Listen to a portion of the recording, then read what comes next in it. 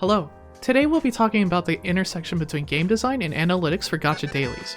I wanted to use my passion for both to offer a unique perspective on how those three things intersect for y'all.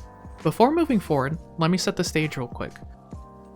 Game companies employ data science related folks to get a deeper and qualitative understanding on how us as players interact with their game.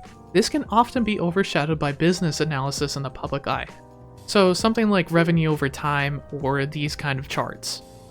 But on the game data analysis level, it could be something like character usage metrics for Nikkei, where as a player who has the opportunity to analyze other players, you'll naturally have that intuition for things to look into. And before you think about it, yes, I'm aware of the combinatorics that can come into play, especially for duos like Naga and Tia always being lumped together usually. I may use the term KPIs without realizing. That stands for Key Performance Indicators. Key Performance Indicators are the critical, quantifiable measures of progress toward a desired result. I will keep the scope of the video relatively focused and simple so that the video stays at a reasonable length and so that you can try to have a takeaway from it. There's plenty of room for the theory and rabbit holes, aka exploratory analysis, that I can talk about in the future if you're interested. As always, thank you for watching and please enjoy the video. The metrics for Gacha dailies that we'll be going over are in order of perceived complexity: session length, daily active users or DAU, retention, and simple player behavior clustering. So let's begin with session length. How long you play the game. Fairly straightforward, right? That may vary depending on what stage you are in a player life cycle. Given regular circumstances on a Gacha game, so dead periods, no patch or event, a newer player will naturally have a longer session time as they have more content to get through, whereas a long-time post-endgame player can have shorter times as they are more susceptible to content drought. The post-endgame player comes in, does their dailies, and then log off. Then moving on to daily active users. You'll typically see people flex concurrent users using something like SteamDB or Steam charts, and while that gives you a good estimate on real-time stats, a more sound slice of data would be to measure by the number of unique users on a given day. That is typically called daily active users or DAU for short. It's typically not public though, right? This can coexist with installs and be used to build out retention metrics. A typical Gacha game will dangle carrots on a stick for you, the metaphorical horse, to come and eat every day. These sticks take the form of dailies and stamina.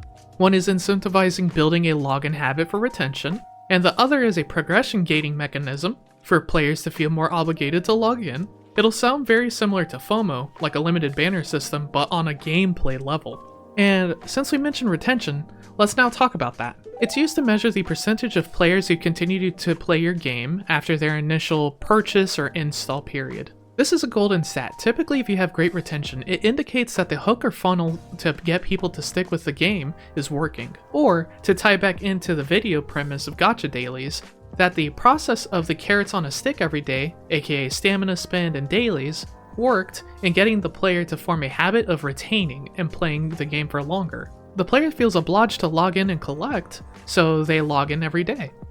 You could break it down to a checkpoint system sort of, where day 0 or install day, the player will play through the first time user experience, or FATUI for short.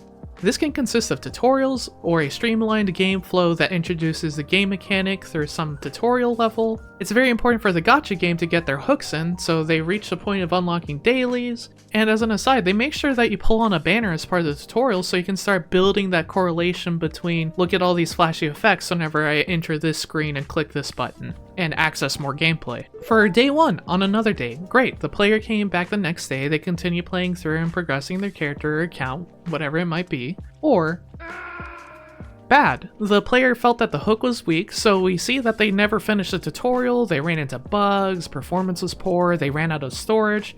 Yes, this can be an actual reason. They flushed the game because of whatever reason. Notice how I emphasize the negative more? That's not out of cynicism. That's an example line of thinking that me and you could go down together to determine why day 1 retention was poor. You can calculate the day 1 or D1 retention by grouping an install cohort. A group of users who installed on, for example, this date, and then calculate the number of players that played again on a separate day. You then set up this fraction where you have the players that played again on a separate day, so day 1, over the install cohort, so all the people that installed on day 0. Repeat that logic again for day 3, day 7, day 15, day 30, because those are the common time periods to watch. And I'll leave the retention discussion for now at that, but you could expand this line of thinking to do more nitty-gritty analysis, such as retention based off of measured stamina usage, to see how stamina usage might correspond with player retention. A made example for something like Weathering Waves would be how someone who mainly focuses on getting echoes mats versus someone that only gets weapon mats versus someone who does a mixture of both. Yes, it's a bit of an odd example that wouldn't make sense to us as players, but using data and curiosity, maybe there is some hidden nugget of player behavioral wisdom involved. So now that we've covered all of that, we could build some player archetypes and start grouping together players that share similar behavior. So we have the Golden Cohort, the Day Oneers. This is the dedicated group of players that'll be hanging around for much longer than any group that comes after. These are the players that you'll want to have happy as a developer. They'll also form the base level of retention that you can use to compare apples to future cohorts. They will also end up being your oldest players experience-wise. They'll stick through thick and thin. If this cohort begins to whittle down, alarms should have already been going off, as an oopsie has now existed for far too long. Then you have a Time Whale group, where these are the players who will spend a lot of time each day playing each day. No matter what age they are in the player lifecycle, they'll spend all of their stamina, they'll do their dailies, and they'll continue to play on afterward. This can also be seen as the love for the grind group. Then you have the Casual Joe group. They log in intermittently, but they at least try to play a few times a week. They're the volatile but interesting group to observe, as they'll behave off-trend compared to other cohorts. Then you have the Speedster group, where they speedrun through dailies and log off. You might see as players get older, they get closer and closer to this style of activity, where they're retained, but they have low session lengths because they've already burned through all the existing content, they know how to min-max the time it takes to do dailies. They've essentially hit that level of gacha babysitting level of play. Then you have churned players. This is the group that you really want to hone in on, where it's the groups of players that are deemed as missing in action. They never reached a retention checkpoint due to one reason or another. This is the one where gacha devs will want to look into if they're focused on gameplay issues behind the churn, and I could go on and on about creating these theoretical groups, but notice how an analyst's creativity can go onward to build more groupings like that. With that, I hope you gained a basic understanding on how gacha games with their daily and stamina systems are designed in a way to farm retention and daily engagement, and what that in turn means on the analysis side of things. Let me know what you found interesting. Like, sub, whatever you feel. Remember to play on and have fun. I'll catch you later.